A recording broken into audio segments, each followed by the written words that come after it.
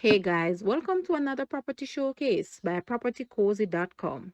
Mandeville is a major town located in Central Jamaica.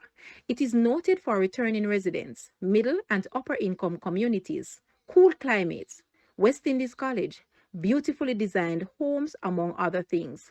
We have here a spacious, tastefully constructed, split level income earner house on Hillside Close. It consists of 3 bedrooms, 2 baths on the upper floor, and 2 bedrooms and 1 bath on the ground floor, in addition to a self contained 1 bedroom attached to the carport. The land area is 16,450 square feet. The grounds are well maintained, and there are 2 large underground water tanks.